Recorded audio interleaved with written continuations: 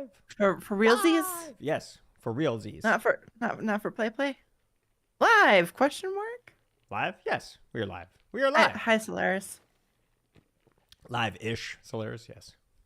Ish. Hope you're enjoying your lunch, Solaris. I believe that's right around lunchtime for you. Yes, technically you were second there, Allie. Sorry. You were second. On my screen, I was first. Well, on my screen, you were second. So, sorry. I can screenshot that I was first. Whatever. I'll give it to Solaris. It's fine. I mean, of course I'm not going to give it to Solaris. Of course.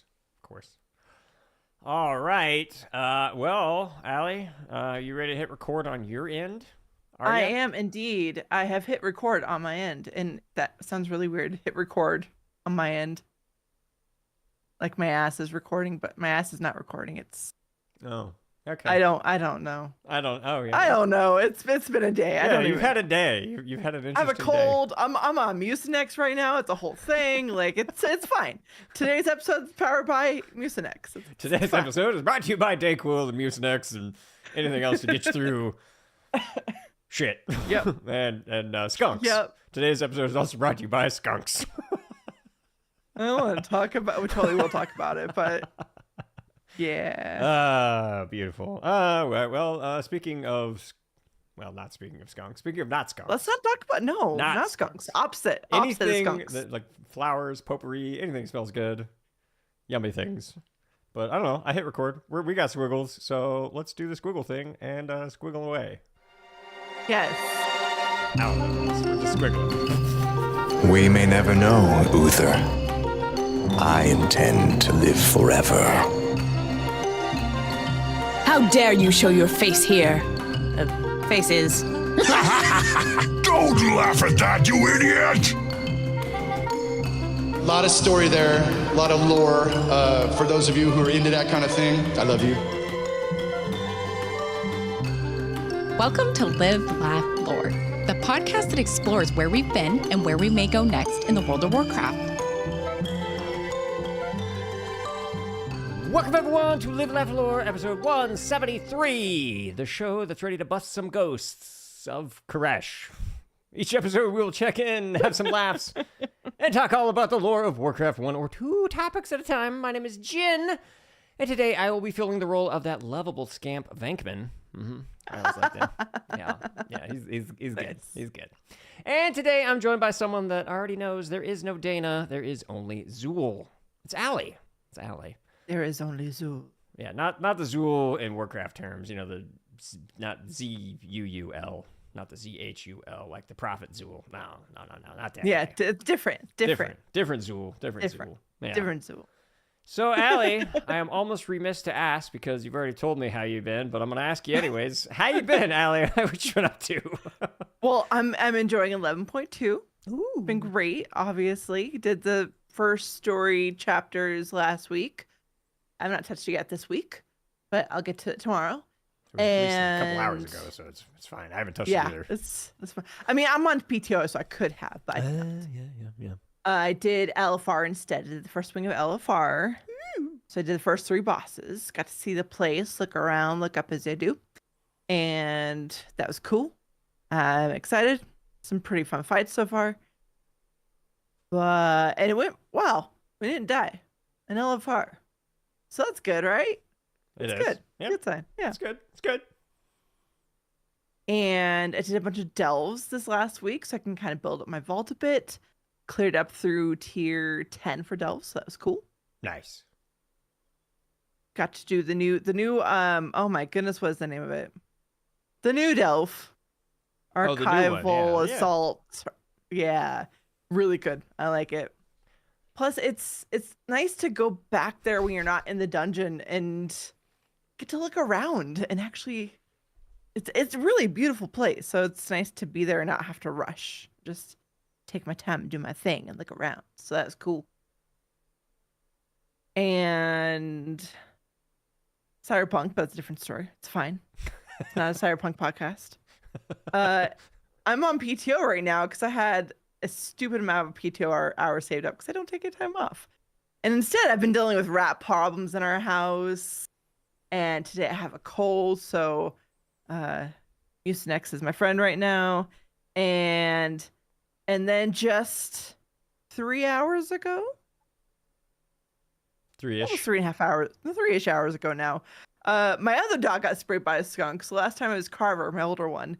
This time it was my golden retriever, Leia. And we're sitting outside. I'm just kind of, absorbing some sun, trying to get some vitamin D. And then there's a joke there, but we're not going to touch it. And, sit on the edge of the balcony, petting Leia, just kind of relaxing a bit. And then she's like, "Oh, what's over there?" So she went over up into the wood chips in the back there. You see my backyard, you know what it's like. Yeah. And I was like, "What is over there?" I thought it was a bird, maybe. And I looked again. I'm like, "Oh fuck, it's a skunk!" No, I'm like yelling, like, "Leia, no!" And I smelled it right away. It was too late. And she was like, "Oh, okay, I'm running away from this thing now." And so I got the dogs inside, but immediately just the smell is there. She didn't foam at the mouth like the other one did, but she was like, got really squinty-eyed. It was like rubbing her face in the carpet, like, "No, get it away." So now it's all on my carpet now, probably. No. And I just that was the straw. Birth camera was back, and I just had a breakdown. And then my husband got home and he smelled it. I was like, "Oh God, not again." Like, yeah, again. So because he had just gotten home from work, so I went ahead I bathed her this time. But then while she's in the shower, I think the smell from the skunk really upset her stomach because she threw up while she was in the shower. Yeah. So I got to clean that too. It's just it was a whole. There's so much happened in that shower. Just so many things. I will spare you all the rest of the details, but it's just been a lot. Oh, okay, yeah. It's been a lot. That is my goodness. Yeah. I'm so sorry. Now your pups are skunk twins, I guess. I don't know. It's terrible. Ugh. Finally, the other one has been free of that smell for a couple weeks now. Not even a hint of it anymore. We got it out of our house maybe 3 or 4 weeks ago, and the little bastard came back. And so now my husband went through and any gap in the fence that potentially was there, he found something to block it with. And then also warn the neighbors because now it's going to be in their yard instead of ours. So it's been a whole thing. And then my dog's just pouting because she had to get a shower, even though she got one a month ago. And I had to torture her again. It was so bad. Anyways, that's obviously we're still recording. I've got to call it the whole thing. Well, how about you? What have you? There's something you have on your notes here that I'm a little curious about. So, what have you been up to? So what have I been up to? Not a ton of 11-2. In fact, last week I teased just a little bit that I was prepping for a concert. Right? So we went and saw the Lumineers for the 3rd time, and it was amazing. How was it? So best seats we've ever had. We got, like I said, we mentioned that we had the floor seats last time. It's so freaking good. Just absolutely wonderful show. I just gotta say, sometimes when you go to a really good show, for example, the concert that you and I went to, that was another example of just a really great show. It's almost like this. I don't know, it might sound a little dorky if you're not into this kind of stuff, but it's almost like a spiritual experience of how good the music can be. So, yeah. It was exactly like that. It was so good.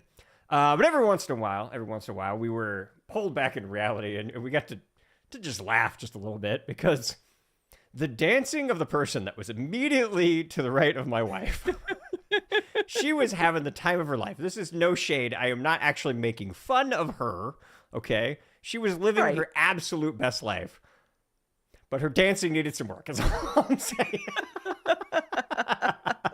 If I were to demonstrate how she was looking, she was doing this I feel like you should. We're on YouTube, right? Exactly. I feel like you should. So I feel like this is your incentive. If you haven't watched this on YouTube yet, folks, maybe you should at least take a look at this one, because let's just say I'll back up a little bit so you can see a little bit more, so you can see she was doing the old, I don't know, the 1950s swim for a little bit, this one where she's doing right, and then she was also now mind you, this person was probably about 50, maybe even 60. She was an older lady, and she had maybe 18 to 22-year-old daughter with her. I don't know. She's looked like a mother-daughter situation is all I'm saying.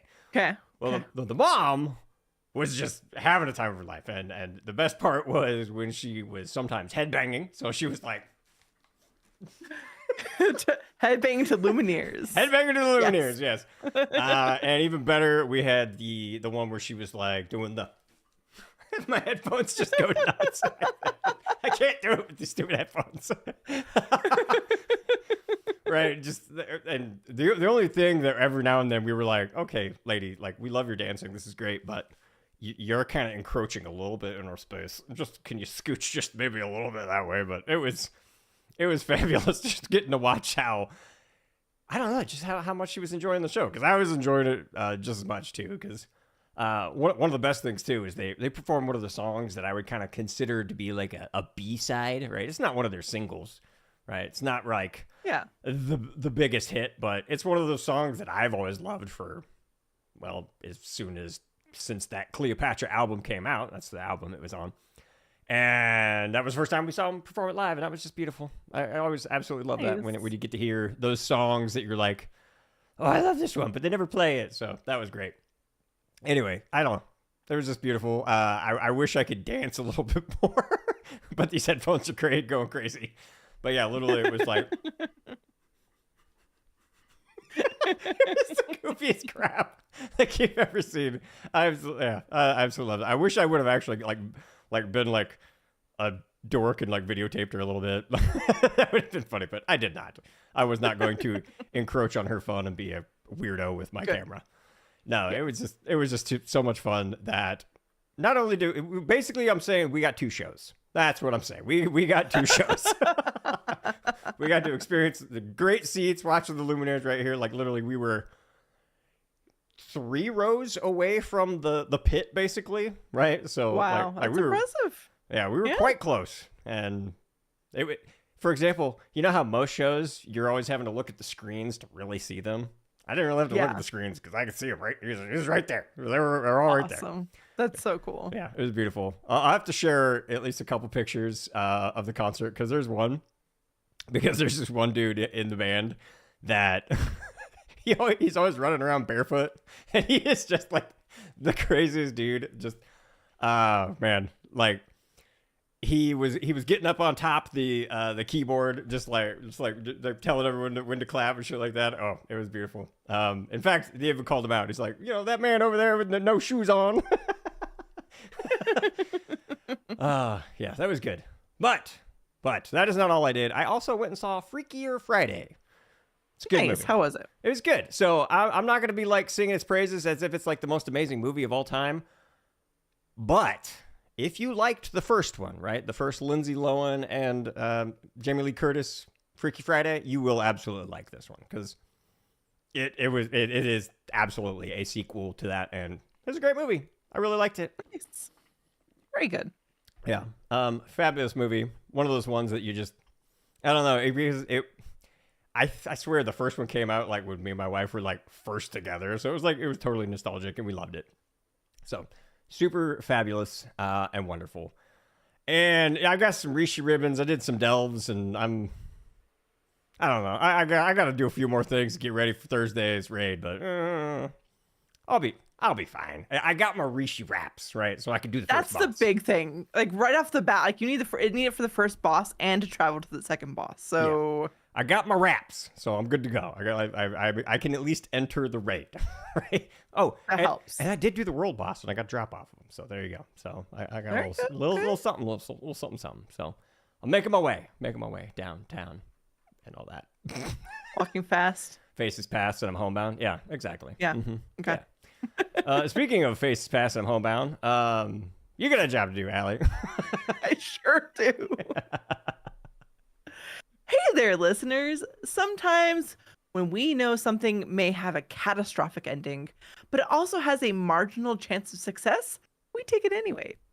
Egon told them to never cross the streams, and in the end, what did they do? That's right, they crossed those streams, and that Stay Puft Marshmallow Man went kablooey. So if you want to make sure this show doesn't go kablooey, keep listening until the end of the episode to find out how you can help us out and keep us from being a sticky mess. I don't know. We might want to be a stinky mouse. But, What you talking about? Maybe. What you talking about? What you talking about? What you That's different. What you talking about?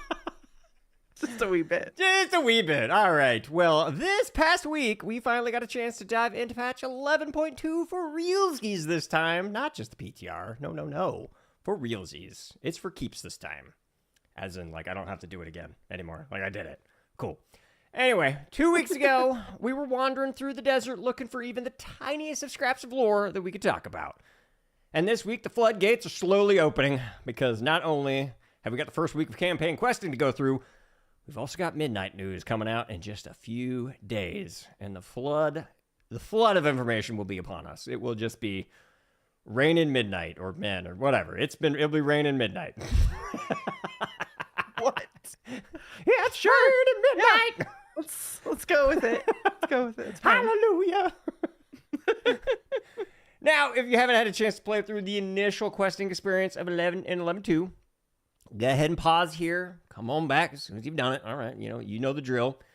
Or, you can just stick around and listen anyways. I can't actually tell you what to do. Hell, Blizzard already revealed the biggest spoiler themselves. Anyway, here is, in fact, your obligatory spoiler warning before we proceed forward. I don't know why you got to do it in front of the kid with the effing. All you got to do is say earmuffs to him. Earmuffs. Yeah, right. All right. So, what happens? What's actually going on here? So, when we first log in, Illyria sends us a message to get your ass over here now because Locust Walker, that totally super duper trustworthy mentor that she's got, Not sus at all. not sus at all. He is just straight and narrow. He knows, he's a good dude, supposedly. Well, he's got some information on the Shadow Guard plot. Because, they got the Dark Heart and they're doing some stuff. Anyway, so when we arrive, we learn that the brokers are originally from Koresh. And Locust Walker pretty much just says, duh. Yeah. It's actually pretty funny. Like, it was like, Illyria's like, wait, the brokers are from Koresh? He's like, yeah, just need better containment suits. That's it. It was like dropped like it was like the biggest nothing, whatever. Anyway, so we head through a portal to Koresh, and we get or technically Tazavesh, but it's Koresh too. Anyway, we get a clip. Time grows short. Dimensius, the all-devouring, stirs.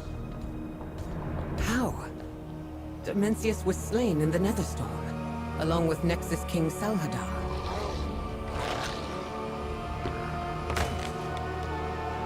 Like the Koreshi people, the all-devouring was merely shattered and dispersed.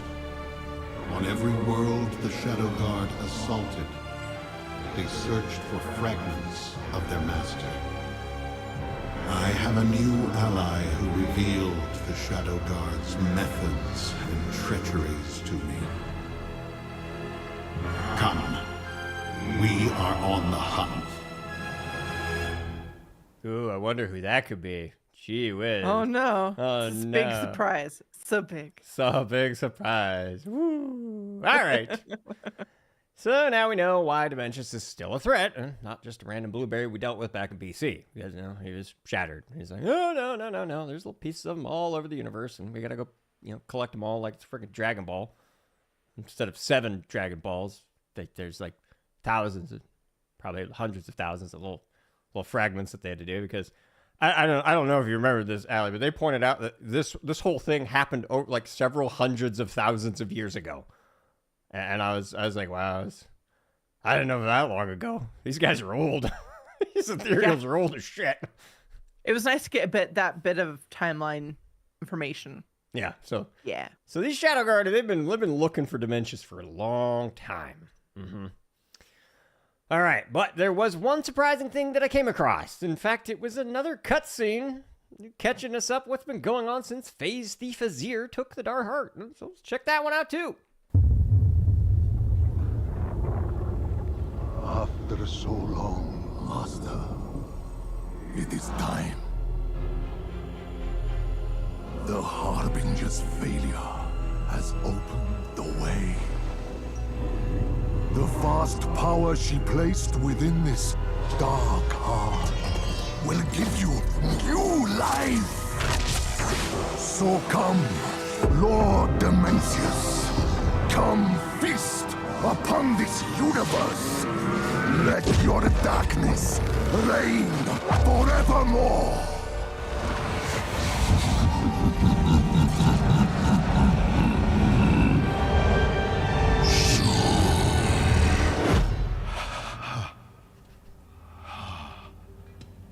We've all heard it, old friend. The voice of our greatest fear. Dimensius is rising, Venari. And should he assume his full power, he will devour all that exists. Just as he did to our beloved homeworld, Koresh.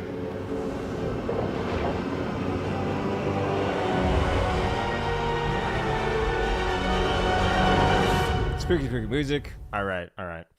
So that all makes sense. All right. But I just do have one question for you, Allie. Did I miss this cutscene or something?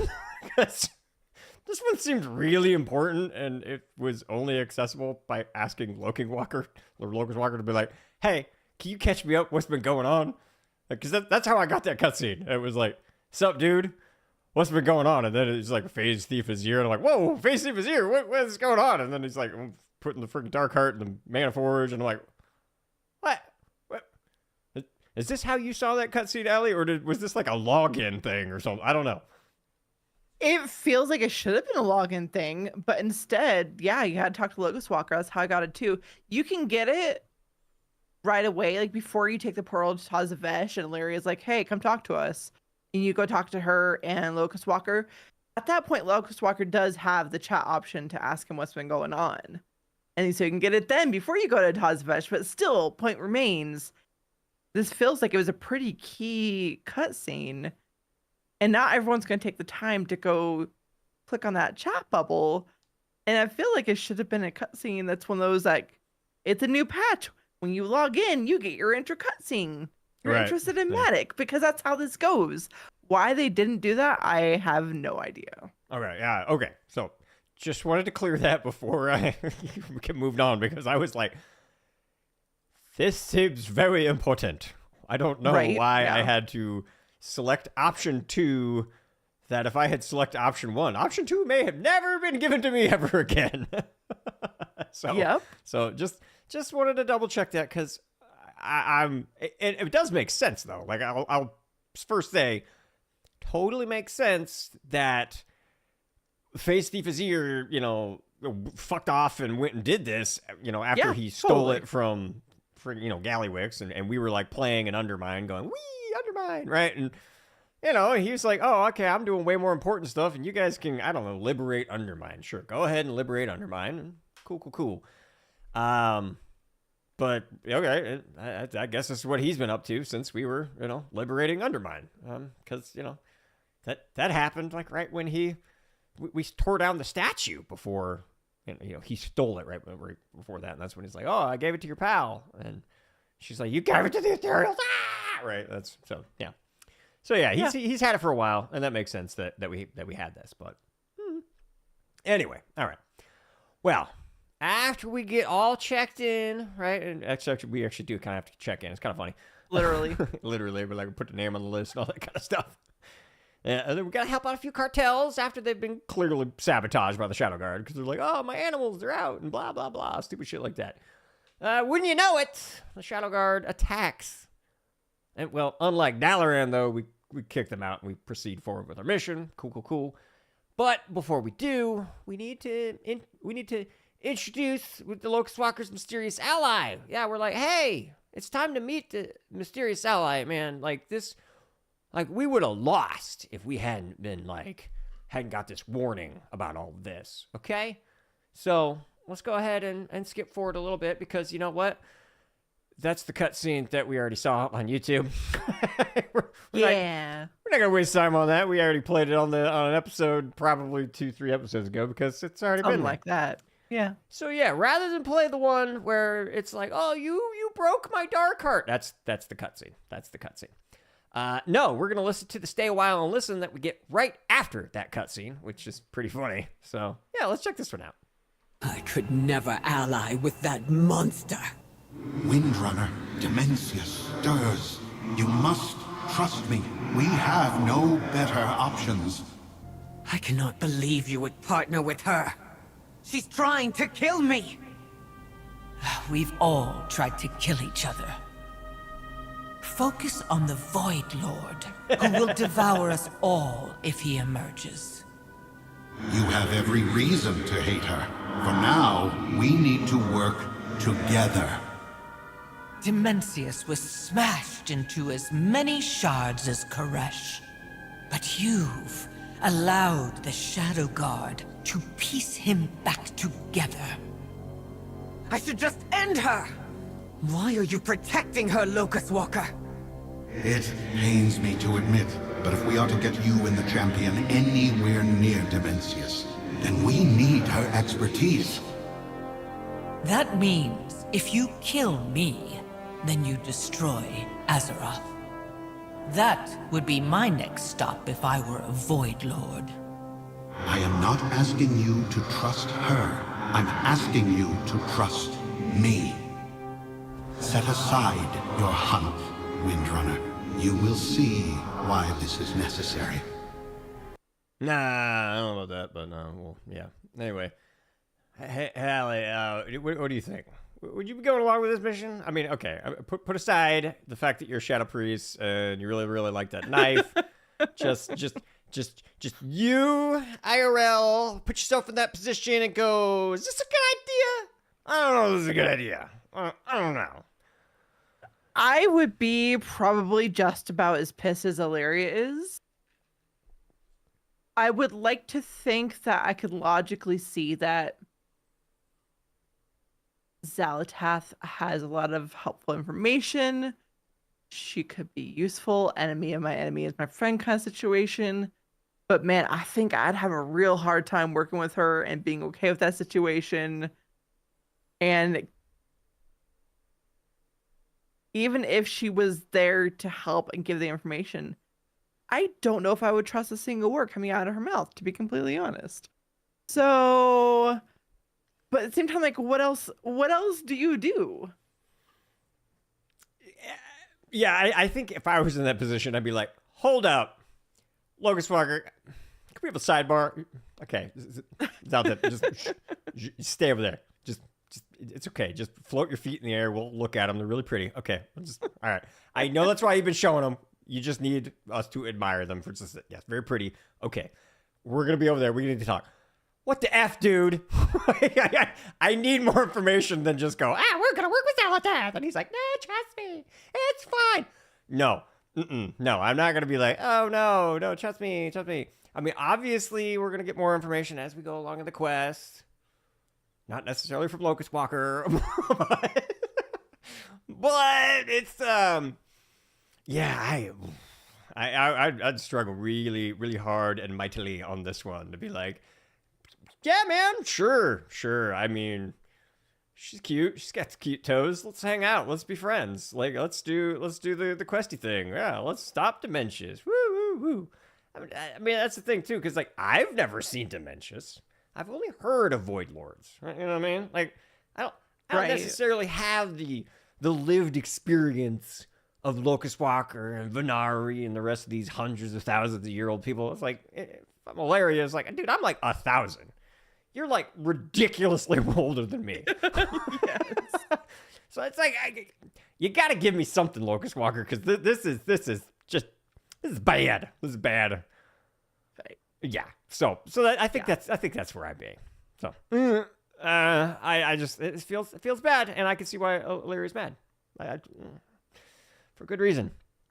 Anyway, speaking of being mad and all that kind of stuff, we're gonna continue our way, and there's a lot of stay on wild lists, folks, and there's a lot of really good ones. So we're gonna listen to another one because we're gonna stare it off to Koresh, look at the beautiful skybox because it's pretty cool. Because I mean, this is a nice little vantage point where it's like, they're just like looking off and it's beautiful, and then they're like, stay on wild list time. Let's do it. So let's take a listen.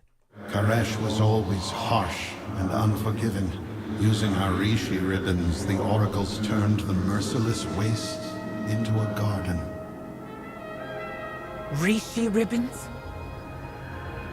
Relics from old Koresh that were used by the rabble, as dangerous as they are powerful. So powerful that I betrayed the All-Devouring. I thought the ribbons would deliver me from his service. You were here before. Is this all you're doing? I was merely the harbinger to Dimensius. I did not destroy this world. No, she didn't. That's the truth. All right. Well, based on what's out there, as it said right there, it would seem she saw how powerful the Rishi ribbons were and felt like they were her ticket out of servitude, right? Because when it comes to Zaltath, we know that she was embraced by the Void based on Lore Walker Cho's little lore walking, right? And it doesn't seem like she originates, like she seems to be like from my guess is anyways, is that she seems to be from a world that Dimensius was like, I'm going to nom this one, and Dimensius, like, for whatever reason, I don't know why, but she became the Harbinger. It feels very Galactus Silver Surfer kind of thing, you know what I mean? Like, Galactus is like, I'm gonna nom your planet. Hey, my last Harbinger, like, pissed off. You want to be a Harbinger? I need a Harbinger. I don't know why you need a Harbinger. You can just pop in and eat a planet. Like, I don't really know why you need it. It makes you more important if you have a Harbinger. I mean, it's true. It's true. We did watch Fantastic Four over the weekend, which was beautiful. Great. So there was that too. But yeah, having a Harbinger shows how powerful and mighty you are, because you've earned the need for a Harbinger, or something like that. Yeah. So yeah, she is very much Silver Surfery, and also very Silver Surfery in the fact that she betrayed Dimensius. Same thing. Silver Surfer did the same thing. Yeah. The only big difference is Silver Surfer was actually a good guy. Zaltath, not so much. Not so much. She does the naughties. She's been doing the naughties. Anyway, right. So so clearly she wasn't interested in being the Harbinger of the Void Lord because she's like, but I betrayed him. All right. Now, once we're all now acquainted, we go look for the scouts that Locust Walker had deployed to find the means to enter the Mana Forge. Because, you know, the Mana Forge is where, as we saw, or you see in the cutscene, freaking with Phase Thief Azir, right? That was like, we're going down to the Mana Forge. And they're like, all right, we need to get into the Mana Forge. Well, the only problem, though, is that none of his scouts were any use because they were all dead or a traitor. Right? He had three scouts, 2 were dead, 1's a traitor. Aw.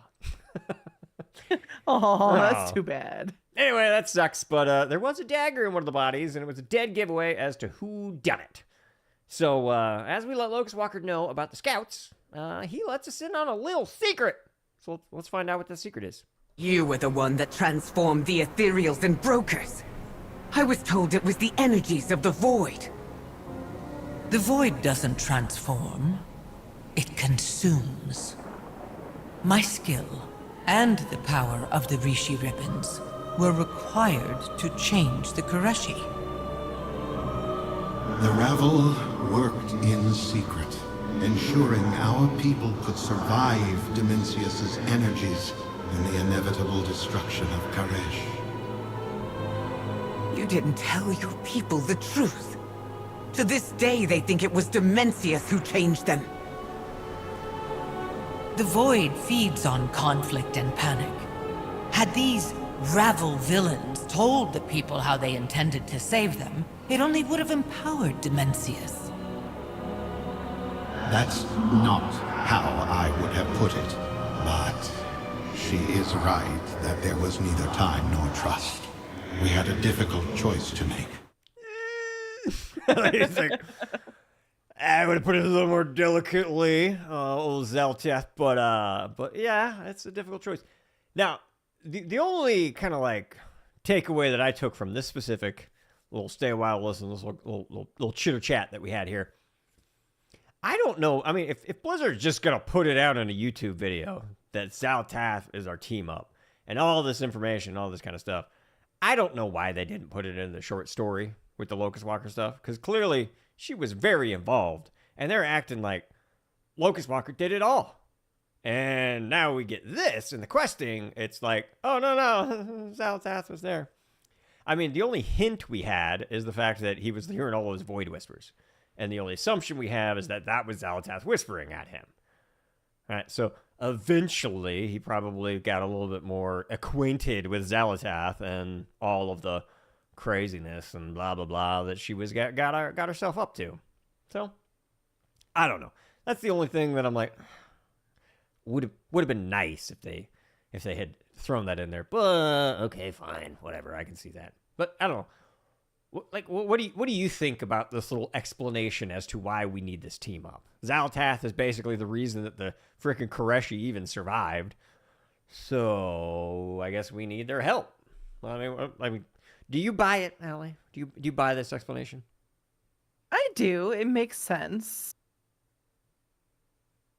And I don't know.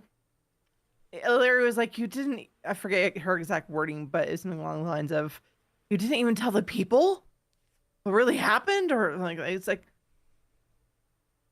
can you imagine what would have happened if they did tell the people and how the people would respond? Yes, I can imagine. It would have been... I think the best explanation or the best like movie example that we could like get into here is like Men in Black, where it's like a person is smart, but people are, panicky and stupid, and they're just gonna like go scream and yell. So yeah. So I kind of understand why they did that, especially with the whole like, oh, the Void focuses on that, but. And this whole idea of Zalatath being the reason why, it does make me wonder, because she's all, oh, the Void consumes, and blah, blah, blah, blah. So, okay, Zalatath, so that means that you're utilizing the Rishi ribbons, but you're not using Void magic. What are you doing? Why do you know how to do that? Right? I'm curious to know how she acquired this information that she is able to create the Rishi wraps, right? And she was able to save the Koreshi. What is so special about Zalatath that no other Void entity or whatever could do this, and they have to have her? Where did she learn that? That's a good question. Yeah, and I mean, to your point earlier, it kind of would have been nice if we learned this in that short story. But I feel like Blizzard went in their moment of like, ooh, there's the twist. It's a Zalatath. Oh no! Even though they spoiled that in the YouTube video before the patch dropped, but I think that's one of those questions that would be nice to be answered. Yeah, going along with more of Zalatath's backstory. Like we understand now how she ended up in the sword or the dagger that I currently have transmogged, because that's what you do as a Shadow Priest right now. Of course. But I feel like we have more questions of what was she before she was that Void Revenant that we saw. And now that we have a better idea of how long she was serving Dimensius, like, what was she before? And how did she come to serve him? And same thing, like, how does she know about these Rishi ribbons and how it could help save them? Like... Yeah. Is she just that powerful with like void and arcane magic or something? Or did someone teach her? Did she have a mentor? Like there's just a lot that we still don't know. Yeah, like it does add a little bit of like, oh, that's why Dimensius wanted her as his harbinger, right? So she has a very unique talent for, tailoring. She's a really good tailor? Is that what she is? I guess. Or she can transmute. She can, I don't know, whatever she's able to do, but she was able to utilize the power of these Rishi ribbons. It's a very strange sound. And it's like weird mouth sound. Rishi ribbon. But no. I keep wanting to call it Reshi. Yeah, I do too. But Rishi is just awkward. It is. But anyway, these Rishi ribbons, and she's able to do this thing, blah, blah, blah, blah, blah. Okay. Like I said, it does add a little bit of kind of like, I guess, a little credence as the explanation as to why she was chosen to be the Harbinger. But I still want to know, like, why has it got to be you? I mean, someone else is a really good, like, I know in my guild some really good tailors. They make some great gear. Like, you know what I mean? Like there's other people that could probably do this. So, I don't know. That's just the thing. So, all right. So, I guess we're going to buy the team up. All right. So, we know Xal'atath did it, but we want to know why. Because that's what we do around here. We just want to know why. Why does Xal'atath know this stuff? Probably something she did anyway. Yeah. Well, anyway. Even though Locust Walker scouts were useless, like we've already discussed, we've got a plan. So what we got to do is we got to get more ribbons, because when we initially get transformed, it was really funny. Leary's like, "Don't let her touch you," and it's like, "But why?" Like, especially if you're a shadow priest, it's like, "Oh, I've let her touch me so many times. What are you talking about?" She can touch me all she wants. This Wherever she wants. This is not a problem, Leary. I don't know what you're talking about. Anyway, so she transforms us, but it only lasted a little bit. It doesn't last very long. So in order to take down Dimensius, we're going to need at least 15 minutes. And God, I hope this fight isn't that long. But, you know. I hope not. Yeah, that'd be bad. We don't need another repeat of Sylvanas, but... No, we really don't. No. That was painful. It was. No. I'm hoping like 10 feels epic, but 15, I don't know why. That's just like, ooh. Anyway. So, the first stop on our way is we got to help Venari with her newly acquired Ecodome and check to see if we could possibly borrow a cup of sugar and a really powerful artifact known as a Rishi Ribbon from them, you know, from before the Devouring War some 100,000 years ago. The Rishi Ribbon. The Devouring War. I like the fact that they call it the Devouring War. Yeah, it's a good name for it. It's a good name. It is. I suppose it's better than the Nom Nom War, but, I don't know. Anyway. Well... She eventually does give it up, but Xal'atath does make the decision to tell Illyria another secret that Locust Walker has been holding back. And well, if you know what I mean, if you are here and you haven't played through it yet, well, kind of hold on to your butts for this one, because this is the big one. Xal'atath claims the Ravel destroyed Koresh. Is she lying, or are you? Windrunner. The Ravel knew our world would be devoured. The Harbinger promised a means to spare us. There was no saving our world. Why not use it as a weapon? You doomed your people. At her behest? There would be far less regret had it been successful. It was our only way to survive. You have to trust me.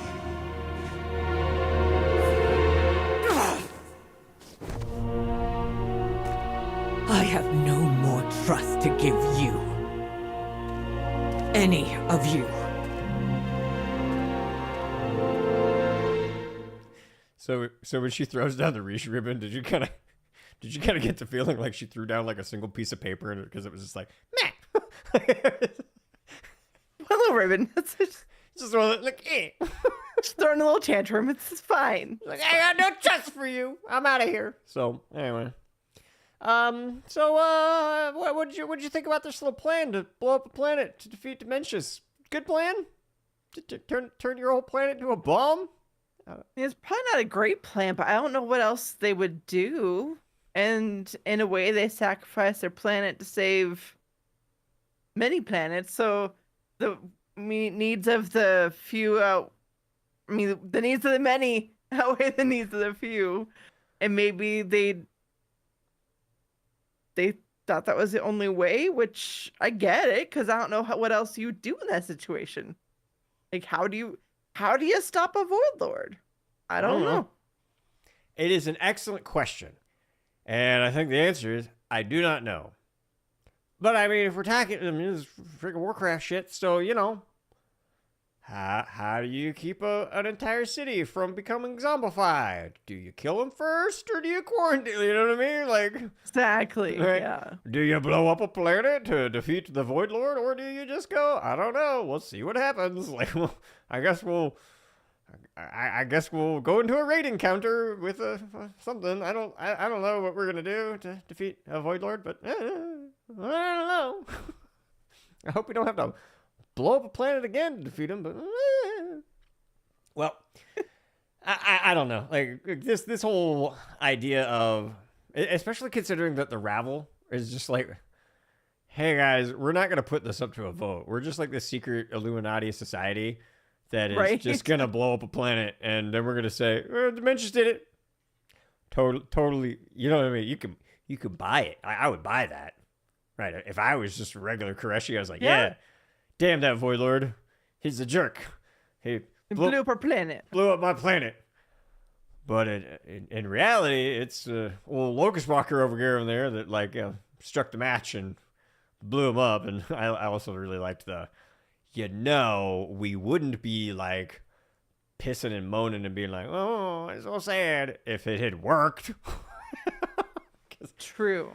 Yeah, I like that one because she's like, well, if this whole thing would have just worked, we wouldn't we wouldn't be bitching right now. So anyway, I liked the Zaltest like little meh. I like that. Anyway. Now, here is this. I gotta tell you, this is it. This is my favorite part. I don't know if this is all y'all's favorite part of the questing from week 1, but this was the best. I freaking love this so much. So we are now going to listen to the stay a while and listen that happens right after Illyria storms off. And it is the funniest shit. So apparently, Locust Walker's a pathetic little bitch, and this is what he sounds like when he's like going, ah! So here we go. We're gonna listen. Why did you tell her this was a secret we said we would keep? Illyria would have pieced it together eventually. She's dramatic, not stupid. Better to control when she has her little outburst. I should have been the one to tell her. It was my burden to share. Returning home has made you sentimental, sorcerer. When did you ever care about your legacy and friends? You walk a dark, lonely path to save us from the void. Your elf student will see the bigger picture in time. Stop wallowing. Go and defeat the Void Lord before he devours us all. Oh, at least one of you lot has figured out their priorities. Enough! Make sure he succeeds. I have been to the mall. I know what the Void fears. I'm sure you do. Then go. I have my investment to protect. All right, so we're not going to dwell on the void fearing and all that kind of stuff. We did an entire episode on that, so we're going to move right past it. And I'm going to make fun of Locust Walker even more. Why did you tell her? Why did you tell her? It was so dramatic. Oh, God, it was the best. Oh, I just love the way he's like, why? All right. So, whose viewpoint do you actually agree with here? Do you think that Xalatath was correct in this whole exchange, that you just should have told her? You should have told her the truth, dummy. Or is the Locust Walker where it's like, I'm gonna keep this one on the down low? Obviously, Venari is the correct one in this whole situation. She was the best. Obviously, Venari. I love Venari. I'm so glad she's back. I love her. Oh, God. I love her and her sassy ways. So good. I mean, especially once the Radiant song was being heard on Azeroth, I feel like Locust Walker should have just told Illyria way back when, if not sooner. They've spent so much time together. I'm sure at some point he could have been like, let me tell you what really happened. Or when you start hearing the Radiant song on Azeroth, and he's like, oh my God, this is what happened to my planet. Tell her, Illyria, what really happened in that situation. Because I feel like it's important to know. Yes, it was his to tell, as opposed to Xalatath. But he kind of missed the boat on when to tell her. What do you think? I absolutely think he missed the boat on when to tell her. Yeah, I absolutely think it would have been the appropriate time to tell her. I don't know, like the first time that they met, or when they started even talking about Koresh or anything like that. Like, yeah, like you said, when the Radiant song started popping up, it's like, yeah. So, yeah, that's when we started hearing the Radiant song too. And you want to know what happened? That's when Dementia showed up. So, by the way, you want to know how we survived that? So that we would like to avoid what we had to do with Azeroth, okay? This is the key takeaway here. We had to blow up a planet. It wasn't Dementius that did it. We had to blow up the planet to be like, go away, Void Lord. Did you think he just ate the planet and left? No. Like, there's little bits of it left. There's a little bit left. little chunky chunks here and there. Yeah. But, yeah, that's... I absolutely think that Locust Walker shouldn't have been going all the way back to, we've been saying this for a long time. Communication is key, folks. Communication is key. He should have divulged this information and not kept this horrible secret. I mean, yeah, you're going to run the risk. You are going to run the risk of Illyria saying, oh, screw you, I'm never going to work with you ever again. But, I mean, yeah, there is a way that you could broach the topic and explain it to her. It's like, look, dude, what did you want us to do? Get devoured by the Void? Or destroy a Void Lord? Take your pick. We don't have all of your fancy little crap over there on Azeroth. We were just the Koreshi, man. We were working with what we had. Sure, we had a world soul, but it wasn't the prime world soul. You little jerk. You're just like a frick rich kid where you get all your toys, right? So, that's how I would have framed it. I'd have been like, look, and we didn't have a prime world soul. We just had a world soul, and he was going to eat it, and then we were going to be shit out of luck, and then, you know what? You probably wouldn't even be alive right now because Dimensions would have eaten this world soul. He would have turned into he probably would have consumed enough power to actually stay in reality, and then he would came over to your neck of the woods and ate you before you were even born. So, so there you go. And then I just would have been like, "You're welcome. You're welcome." So yeah, Xalatath was correct. He should have told Illyria long ago. Yeah. And Venari, oh God, I love Venari here. Where it's like, would you shut up? You were Mr. I'm working the long nights and weekends to try and solve all this stuff, and you were working in secrecy, and you never cared about your legacy. You never cared that anyone knew anything. Go fix the problem, dummy. Stop whining. Basically, yeah. Oh, God, yeah. Venari's the best. All right. So, aside from Venari being the best, it is time to go find more Rishi ribbons, because Venari's like, thanks for fixing my ecodome. You may have my Rishi ribbon. So we're going to go find more because one's not enough. One is not enough. We're going to need at least, I believe, 3 is what we wound up with to make our hraps. Anyway, so our first stop to go find another Rishi ribbon, no luck. It was no good. But as we're trying to find the former member of the Ravel to assist us, we do find out that the former Koreshi oracles have murdered her. Yay! Murder. And at this point, it's time as well. Locust Walker realizes that with these wastelanders now hunting down Ravel members, I'm gonna go back to Tazavesh for safety. Is basically what he's like. I'm out. I'm gonna go back to the city where I'm at least semi-safe. I need to protect my Rishi ribbon. Yeah, it's like you're gonna need this, so I'm gonna hold on to and a little bit of safety. So go work with Xalatath, please. I mean, you already spilled the beans. You already ruined my relationship with Illyria. And that's just the champion of Azeroth. He's a murder hobo, so he's fine. He'll do what I say. All right, so. Like I said, that leaves us with just you and Xalatath to get the job done. And we're floating around with feet and my axes, and it's great. Well, the way we deal with this one is pretty great, and honestly, I'm hoping for more payoff here at the end. This is the one that I need more. I need a lot more here. Because anyway, these Wastelanders were once the Oracles, as I mentioned, and they were the religious sect in the Koreshi society that spoke directly with their world soul. So Zaltas figures the best way to get them to join our side and hand over that stolen ribbon is to get them back in contact with Koresh. Cool, right? Yeah. Got to talk to the world soul again. So we set up a nice little ritual, a little thing. We're like, hey, go this. Oh, go grab this little thing. Okay, go put it all together in this ecodome because it's pretty here. I guess Koresh likes pretty things. And then we're going to listen to how this hall went down.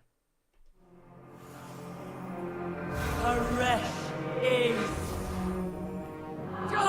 I sense nothing! You lied! There is no world soul here!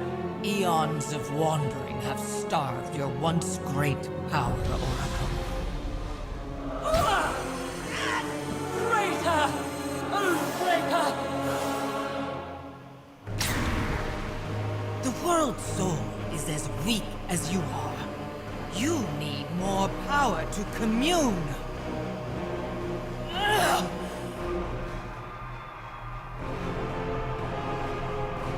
Feast! Touch the fading heart of your world!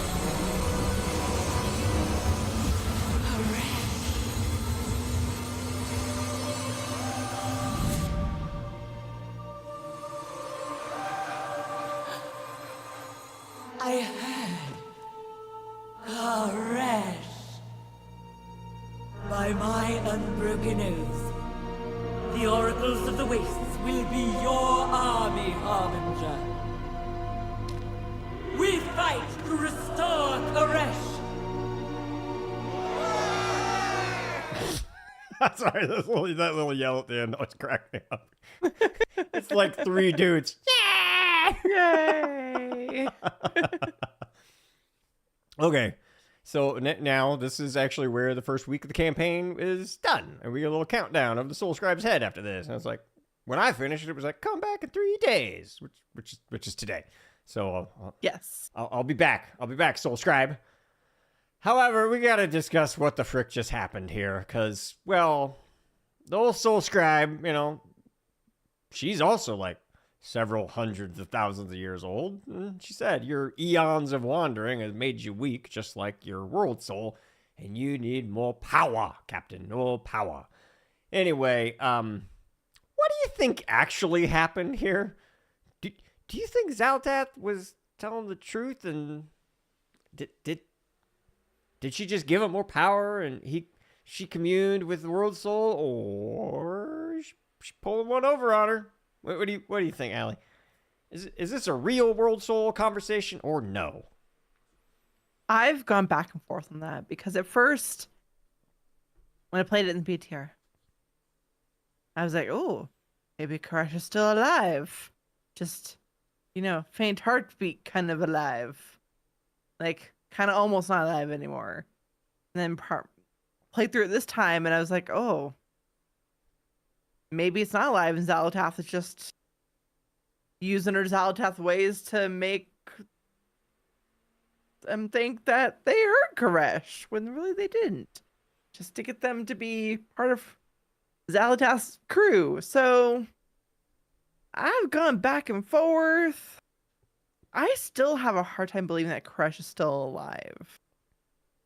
So the more I think about it, the more I think that maybe Zalatath was just using her wily ways to make them think that Koresh is still alive. I don't know. What are you thinking about this?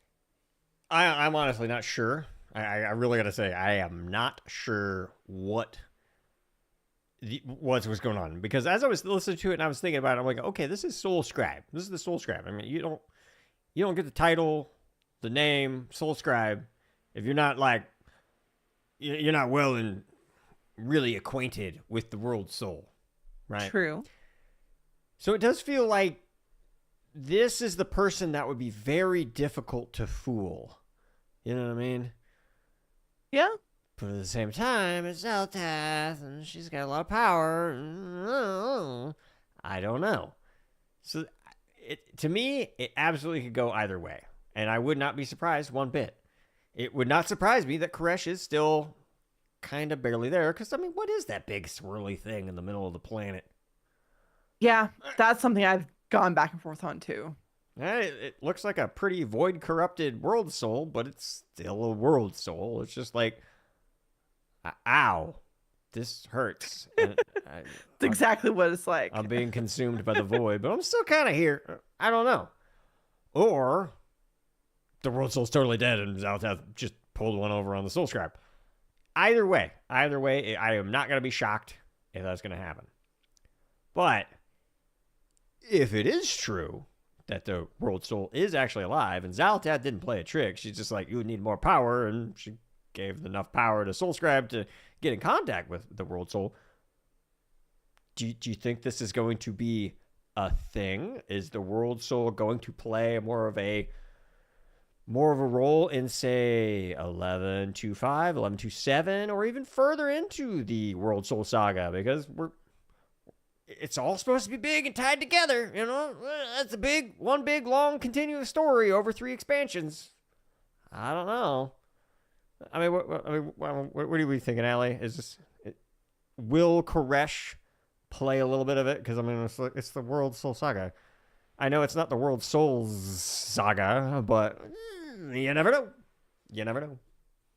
If Koresh is still alive, I would like to see that matter for Koresh to still be alive for a reason, and for that to impact the story. Maybe Koresh can somehow get some revenge on the void. I don't know, but I would like that if it's still alive. Yeah, I would. What do you think? I definitely think if the World Soul is alive, I certainly think this is going to be something where it will play some type of role in the expansions. I don't know where. I don't think it's a midnight thing, but I mean, if you think about it, we know very little of the next 2 expansion sets. We just know Northrend, Silvermoon. You know what I mean? Like that's really all we got. There's still 4 more major patches of like raids and things like that. I don't know. I don't know where it could logically fit in, but it could make sense that if it's like, oh, like for example, it might make sense in Midnight to have a void aligned Titan kind of show up. You know what I mean? Like we had Argus, Death Aligned, and all that kind of like who friggin' knows? Who friggin' knows? Anyway, I think that's could be pretty cool. Is all I'm saying. I don't know. Maybe this will be another thing. Like, I'm not necessarily saying that we're going to do like a whole Shadowlands type thing, but I don't know. It's midnight, man. Like, are we going to the realm of the void? Why not? Right? Maybe that's why we have to take the fight to him, because it seems like we're going to get the shit kicked out of us for a while. Probably. Yeah, it seems like Midnight's going to be just like, ow, ow, ow, ow, ow, as us just basically running and retreating and barely scraping by. Because even Mr. Metzen up on stage at BlizzCon 2023 it's like, this is Azeroth, and things are going to spiral wildly out of control. So maybe that involves a void-aligned Titan-ish creature, or whatever that would be. And it's Koresh saying like, oh, thanks for waking me up finally. I've been barely hanging on. Yeah, I'm time to kick ass and chew bubblegum, and I'm all out of gum. So there you go. What crazy tinfoil hat. Sure. Super crazy. So crazy it's not true, but I'm going to mention it anyways because it's a light bulb I just had. What if Runelash ends up being Koresh versus Azeroth for some reason? I know Azeroth has been more like corrupted by Order at this point. Right. But what if there's some light influence by something? Well, I mean, Beladar is very light. Well, so right. It's... So what if Runelash is those two going at it? I mean, that'd be pretty sweet. Again, I don't think that's what's going to happen, but it'd be pretty sweet. I don't think so, but crazy tinfoil hat just happened. So just when that pops up, you got to share it. That's a great tinfoil hat. And speaking of tinfoil hats, like I said, that was the end of week 1. So that's the end of what we were talking about. But that's not what we're talking about. We're not done talking. No, we got more to talk about. Because it is now the part of the show where we make good on that 1 or 2 topics at a time. Because next week, everyone, next week it's Tuesday. It's Tuesday right now. I know if you're listening to the podcast, it's Friday, so in just a couple days. Yeah, they're going to reveal midnight. So this is our last chance to make some predictions, baby. So, we're gonna do our damnedest to guess what's going to be announced. And, we really already know about player housing, so we're not going to talk about that. Even though it is massive and giant, and it's probably going to, I really think player housing is going to be huge for the game. But anyway. Yep. So, before we make our predictions, we got to set the stage a little bit. What do we know about Midnight already? What do we know? Well, we know that the Void is after the Sunwell. That was confirmed, BlizzCon. And on top of that, Mitz mentioned on stage that we would be reuniting the scattered elven tribes. Okay? Those are our 2 big hints that we got at BlizzCon, and then obviously we kind of know roughly what's probably going to happen at the War Within. Yes, the end raid cinematic has been released. I have seen it. I'm not going to tell you shit. We'll talk about that soon. But yeah. So, predictions. Allie, first up, what do you think the cinematic will depict? I had to think about that for a bit. Now, this is kind of spoilery. Because I already know one little thing that happens either in the raid or at the end of the raid. Because that got spoiled. So I guess if you don't want to know that, fast forward just a couple minutes, maybe. Sure. Put it out there. Okay. I think Zalteth will arrive at the Sunwell. Her void lackeys running amok behind her and chaos and explosions all around. She floats to the Sunwell, finally sets her feet on the ground. It's going to be super zoomed in, super dramatic. And then she's going to point to the dark heart at the Sunwell to either suck up its energy or to cast something at the Sunwell. I'm not sure what yet. But my thought was that she'd be sucking up its energy, and then she's going to use it to summon either a different Void Lord to Azeroth, or maybe turn herself into a Void Lord. I don't know. But something with Zalatath and the Sunwell and the Dark Heart. And bad. It's going to be bad. Okay. That's what I got. What do you think it's going to depict? So I definitely think you're right. Zalatath is going to have an appearance in the cinematic. I don't know if it's going to be the major thing. I mean, I've seen a couple creators make similar guesses, and that is the exact guess they basically made. It was they're just gonna corrupt the Sunwell. I didn't even know big that. Explode. It's gonna be a thing. It's gonna crazy voidness. There's gonna be some void raids. Whatever. Sure. Maybe. I don't know. So I kind of think that it's going to be, you know how it was that kind of quiet moment between, Anduin and Thrall. And it's not going to be that. I think it's going to be much more bombastic and stuff like that. The one thing that I think, the one character that I do for some reason, I just have it. I guess it's more of a hope. Not necessarily, I'm feeling it for sure it's going to happen, but I think Orwena is going to be in the cinematic as well. I hope so. Right, I feel like it's gonna be because we had the one cutscene, the in-game cutscene where Orwena was basically hugging the world soul, right? Practically, she's like, "Hey, world soul!" She got that close to it. It really feels like she is going to be the world soul is technically their god. That's who they worship and all that kind of stuff. And I don't know. That seems to be she's gonna be well, something's up. This ain't no good, and then it's gonna be wah ha ha wah. Then the Sunwell will explode. I kind of do agree that I think the Sunwell maybe something's gonna happen. I don't because I don't know. I really know because it's confusing. Because let's go ahead and move into the next question because I don't really know. I can't. Who freaking knows what's really gonna be in the cinematic? We're all making guesses. Right. All right, so what do you think the main plot of the leveling campaign is going to be? What's the the crux of it? Right, we're going to be leveling up. We got to take the fight. But what are we going to be doing for those 5 or 10 levels, because, you know, they've done the 5 levels in the past. Never know if they'll do that again. I think we're going to save Silvermoon from the Void. I think that's going to be the big thing. And then stopping Xal'atath from whatever scheme she's pulling. I'm still torn on if we're going to be killing her like in the first season of Midnight. Not sure yet about that, but it's definitely going to be saving Silvermoon from the Void. What do you think?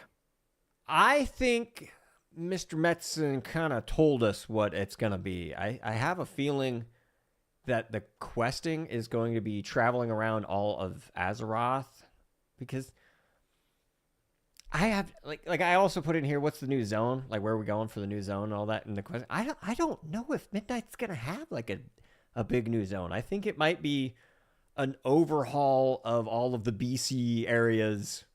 You know what I mean? I like all of the stuff that you can't fly in right now. I think that's going to be a major overhaul, and that's going to be for sure. But also, like in Cataclysm, there's going to be an overhaul, not of the entire world. They're not. I think that's too much. That's too much. But I think there's going to be like pockets, little bit here, a little bit here, a little bit here.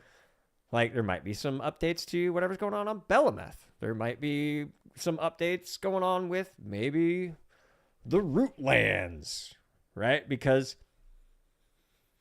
I have a question for you, Allie. If Metzen said we gotta reunite the scattered elven tribes, does the Haranir count? Do the Haranir count as an elven tribe? I'm going to say yes, just because I want them involved. So maybe in trying to bring them in with the other elven tribes, that brings us to the Rootlands. And maybe the Rootlands are somehow impacted by what's happening with the Sunwell, so they get involved and are more willing to be out and show themselves to everyone, maybe. Yeah, it does feel like we're going to be working with Illyria, and at least Illyria at minimum. I don't know if we're still gonna have Terralion running around with us.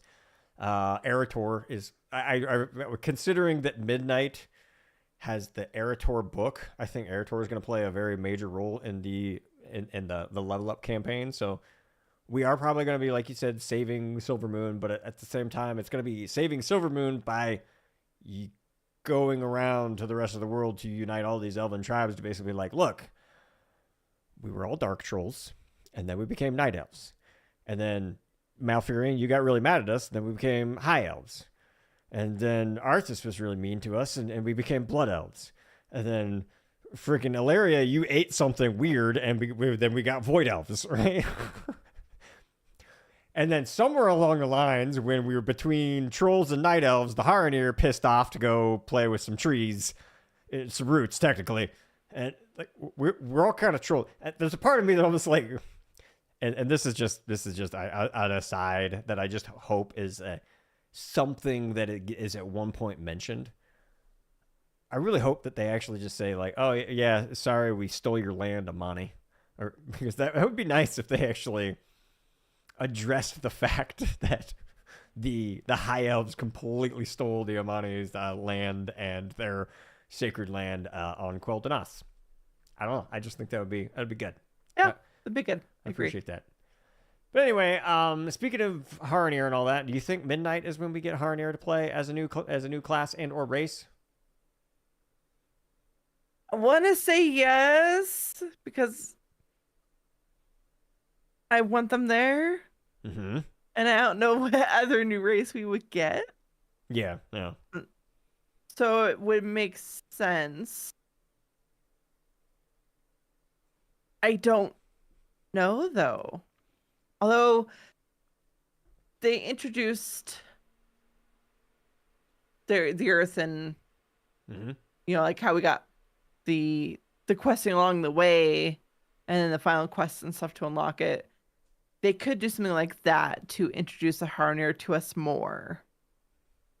And then make them a new race. Right. I am one of those people that I would love if they did a Bard race. I think it'd be a lot of fun. Bard class. Yep. Sorry, Bard class. I mean, it's cool if it's a Bard race. It'd be an interesting race. race of No, musicians. I meant class. But because it would be nice to have someone else that has a similar playstyle to Og Evokers. Be good. Yeah. So Og Evokers aren't like the only ones out there kind of doing this weird buff thing. I don't know if Bard's gonna ever happen though. So I'm totally just gonna say it. I will say I'm gonna pull on the hopium. I'm gonna say, please, oh dear great and mighty Chris Metzen, please let it be true. Please let Taliesin be correct. Please let it be the Radiant Song Bard. Right? Like, what other time would you bring in a bard other than a time when the whole damn world started singing a damn song and you're like, I could unlock this power of Azeroth in music. Right? Musical That'd theater. be great. Yeah, like I would really, really like them to do that, please. Yes, absolutely. That's my hope. That's my hopium. That's my hopium is that it will be Bard, because I completely agree with you. Unless they start creating other specs that can do this support role thing, I think the whole Ogvoker is like a kind of like a failed experiment at the moment, because it's like, oh, right, when they first released it, it was so freaking brokenly overpowered that Death Knights I think there was the raid of 38 Ogvokers and 2 Blood Death Knights, and they just myrtleated everything in like 2 seconds. Yes, I heard about that. So we don't need that, but it would be nice if they started introducing all this kind of stuff, and if they started bringing it in, like, I don't know, maybe you could put in a couple, like, maybe start tweaking some of the hero talents, the hero things, like maybe make Oracle Priest become more Ogvoker style where you're buffing players, maybe make one of the Paladin, seal things become a thing where you start buffing. I don't know. I'm not saying it has to be. But if you brought in a whole new class where one of their specs right off the bat was, yes, that I'm a support role, I would appreciate that. I'm gonna say this right now. If they get Bard correct, I will finally switch mains. I was just thinking that if I like it enough, I might. Yeah, I'm just saying that is the only way that they will ever manage to get me to switch mains, is if they put in Bard and the playstyle is to my liking, because that's my favorite class in D&D for sure. Like I love playing Bards. They're fantastic. So anyway, so those are our guesses for races and classes. I'm really hoping for Bard. And I do think Harnir will probably be a new race in The Last Titan, is my guess, is when they'll actually bring them in. That makes sense. I can see that.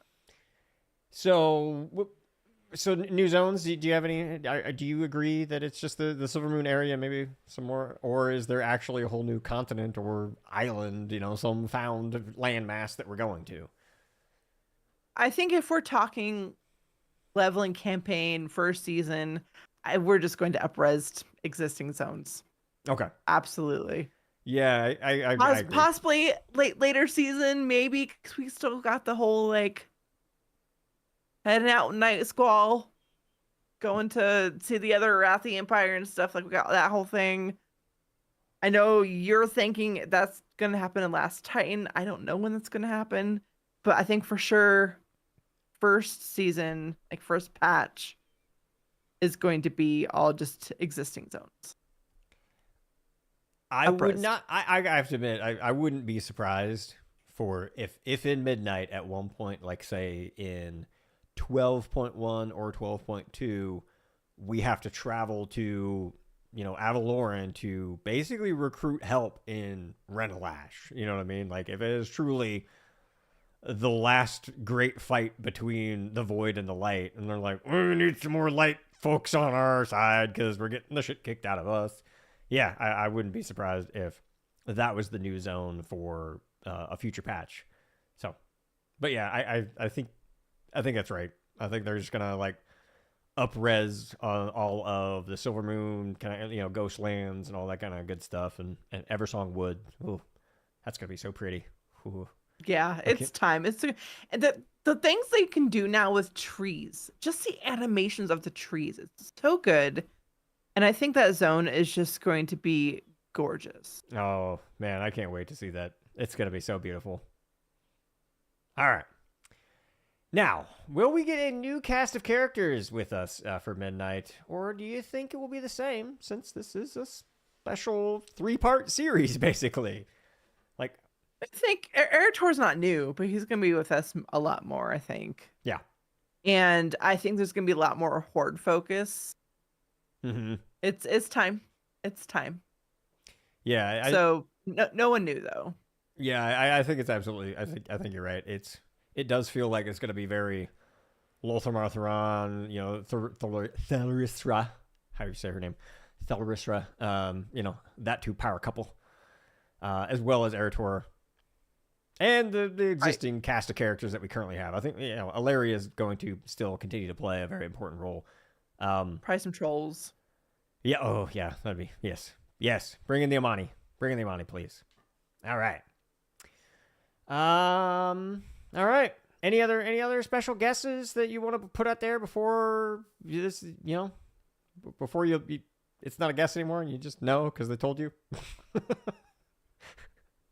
Not really. I feel like we pretty much covered all my guesses. I think Faerun's gonna have a great time exploring all the places, and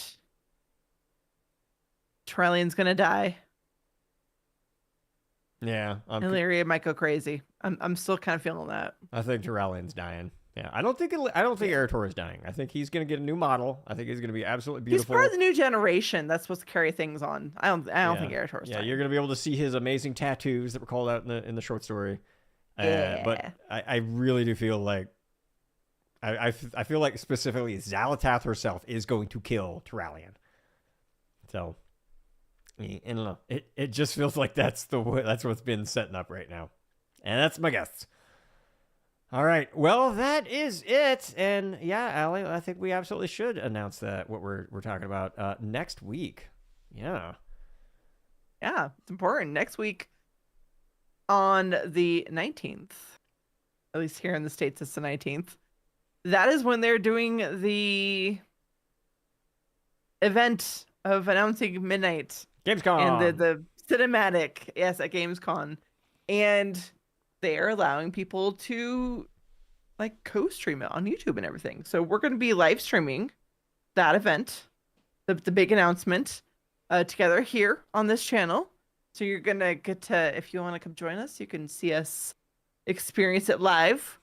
We can see if I get a little emotional, as I sometimes get a little teary-eyed with these intro cinematics when we see them. And have fun discussing that and everything we learned, and come hang out with us. Yeah, cannot wait. When are we starting that stream, Jen? I believe that is 11 a.m. Pacific is when they are kicking that off with Gamescom.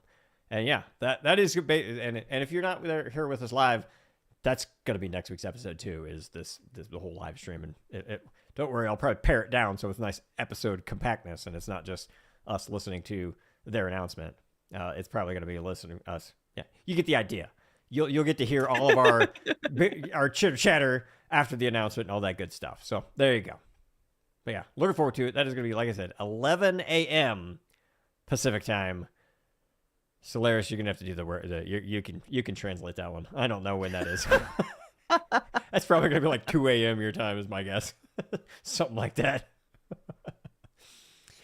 All right. Well, that is going to do it for this episode. So, Allie, you've got a job to do. I sure do. That's right. It is the part of the show where we like to say a quick thank you to all the patrons that support us and keep the show going. If you'd like to join their ranks and support the show, you can do that by going to patreon.com/livelaughflore. Just like our new patron did, Kavita Jirapat. If I butchered that, I am so sorry. Well, you can butcher it again. Thank you. I know. I'm hoping not. I'm hoping I didn't. If for the love of all that is good, like please come tell us if I completely butchered that.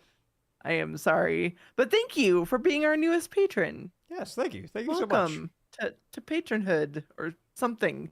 Thank you. Patronhood. Yeah. I don't know. I don't know anymore. So we appreciate and love every single one of our patrons. You all just amaze us every month. Thank you so much, all of you. But we do like to say a quick thank you to our top patrons. And that does include our newest one, Convida Jerapat. Thank you. Again, I'm sorry for butchering your name, but thank you for being one of our top patrons. We got Jay Kaw. We got Donald McWaters. We have Sean Wilson from over there for Azeroth. That's an interesting accent. Donald McWaters. the music's wearing off. I'm getting a little loopy. It's fine. Sean Wilson, again, from For Azeroth. Just said your name twice, but there you go. We got Haley. We got Harlow. We got Be-O Problem. They are good at being a problem. I get to raid with him again tomorrow. I'm doing crap. It's going to be great. But hey, he changed it like we asked. So thank you, Broder, for being a problem. Yep. Zero, who was in chat tonight. Hello, Zero. We got Lex Rance. We have, from Azeroth too. Yeah, at that place. We have Shalil. We have Nick Lobre. That place. That place. We have Craig Alimas. We have Void Lord Rigorminos, tired of intermediaries and heralds. We got Kamari, harbinger of the Void Lord Rigorminos. So is Rigorminos tired of Kamari then? Is that like? I don't know. I feel like the two of them may have some beef they need to hash out. I don't know. Well, I mean, that's a herald, and Kamari is a harbinger. So yeah, he's only upset at heralds. Different titles. It's okay, different titles. Yeah, okay, yeah. all right, sure. Seems like a technicality, but we'll go with it. Yeah. We got Mud. Wonderful, wonderful Mud. Thank you. We have Aphrodon. We have Thistleworn, who showed up in chat today. And we have Father Ryan. Thank you all so very much. Yeah, thank you so much. You're the best. Stories. There's nothing in the world more powerful than a good story. All right, well, so, real quick, we love ending each episode on a bit of a positive note because the world is, in fact, on fire, and we need a reminder that it's not all on fire, just a lot of it. And while the reason for this good news isn't great, it's at least not a horrible tragedy like sometimes. Unless you're a monarch butterfly, that is. Then that is actually a horrible tragedy, because if you happen to be a monarch butterfly, welcome. I hope you enjoy the show. And also, you are... brothers and sisters are all threatened wildlife list now. Did you know that? Yeah, monarch butterflies are on the threatened list. They are on the threatened wildlife list. That's right. Monarch butterfly is threatened, and we need to do something about it. Damn it! They're really pretty. They're beautiful. I love monarch butterflies. They're gorgeous. Don't you love those little monarch or the butterfly exhibits they're like super humid when you go into the? Yeah, I love those things. They're great. We have that here. It's great. Yeah, I love those. Anyway. The state of Missouri, of all places. You'd be like, Missouri? No. Missouri is doing something amazing about this. In fact, they are building a 26-mile wide and 293-mile long butterfly highway. You're like, what's a butterfly highway? Don't worry, I'll tell you. Well, this is led by the Hamilton Community Alliance. It is a community interest group, and that the Butterfly Trail will feature gardens, art installations, educational centers, and research facilities. And according to Bob Hughes, he's a member of the Hamilton Community Alliance and a coordinator of the Butterfly Trail. So, pretty freaking awesome, right? What's a Butterfly Trail? What is this? Well, and I know what you're probably thinking. What is the point of what the heck is a butterfly highway? Well, this isn't just some weird hippie crap. It's not. I mean, it kind of is, but it's not. Anyway, well, like I said, it may be true, but conservation spending brings over $507 million in state and local tax revenue annually. Yeah, Missouri gets $507 million just for conservation spending. In fact, a 2021 report from the University of Missouri found that nearly 25% of travelers visit the state for outdoor activities, including ecotourism. So, again, I ask, what is the point of all this? What does it actually do for the monarchs? Well, it's actually pretty simple. Well, as their habitat disappears, monarchs are forced to travel longer and longer distances in search of milkweed. Milkweed happens to be their primary food source. Well, the butterfly trail will create a series of stopover habitats along the monarch's migration route through Missouri, giving them places to rest and refuel along the way. So there you go. They're not starving to death on their migration patterns anymore. So that is what a butterfly highway is. And it's pretty freaking sweet. It actually goes right along Highway 13. I think they called it the Highway 13 Butterfly Highway. And they also called out that this isn't just for the monarch butterflies. This is actually a pollinator highway is what it really is, a pollinator highway. It just doesn't have the same ring to it as Butterfly Highway. So they stuck with Butterfly Highway. So there you go. And the little community group is getting together and putting together, like I said, a 26-mile wide and 293-mile long Butterfly Highway. Freaking beautiful. I kind of want to see it once it opens. That's pretty sweet. Right? That is really cool. I like that. Yeah. And because of this little article, I learned that milkweed is is monarch butterfly's primary food source. And that's one of the reasons why they're threatened. I didn't know that. Yeah. Not enough milkweed, everyone. We gotta plant more milkweed. Yep. Help them monarchs. I hope it's like, I keep getting this mental image of the milkweed being too close to a highway, which is dangerous for the butterflies because of the cars. No, it's like I said, needs to be like away. It's 26 miles wide. It's not right on the highway. It just follows the highway. Okay, that's good. Yeah, don't worry. It's a big swath of land that this highway is going to take up to make sure that butterfly and it's not just the butterflies. It is the pollinator highway to help out the rest of the pollinators. Right. Yeah, it's good. Yeah, beautiful, isn't it? But there you go, Yes. everyone. Got your little freaking butterfly highway. And with that, we're gonna butterfly our way out of here. I don't know. Butterflies, monarchs. I don't know. Totally was gonna work, and then you made it awkward. Yeah, well, I mean that's kind of our thing. Just awkward it up. Butterfly our way out of here. Whee! Butterflies.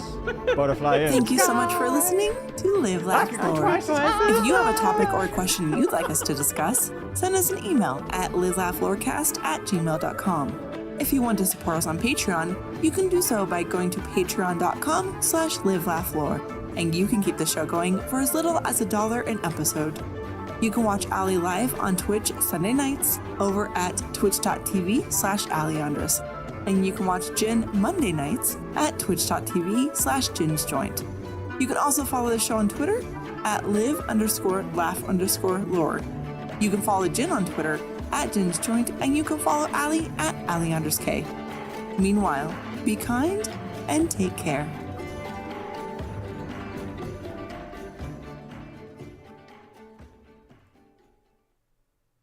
Boom. There we go. Episode recorded. Thanks everyone for hanging out. This was amazing. Ta-da! Yeah. Seriously, you feel better, Allie. Zero is right. Thanks, Errol. Thankfully, like it's a pretty minor cold. It's just enough to be annoying and exhausting and draining. But how's your house smell right now? It could be worse. Can you open the windows? Are you getting... I'm up here in my office, so it's fine up here. Okay. I just hope you at least like go nose blind to it for a little while where you don't notice it. I hope. I'm gonna be taking some NyQuil tonight, so I'm hoping it just kind of knocks me out. And then we did open some windows. We did some spray. Like, we'll see how bad it is when I open this door and start going downstairs. Yeah, just the fact that old Leia was doing the nose rub in the carpet is where I was like, no. Yeah, I might be doing some carpet cleaning tomorrow, depending on how all that's gonna go. Yeah. All right. Well, good luck is what I will say. Good luck with all that. Thanks. But yeah, thanks everyone for stopping by. It's amazing. And I'll say yes. Good night to you all. Bye-bye. Bye.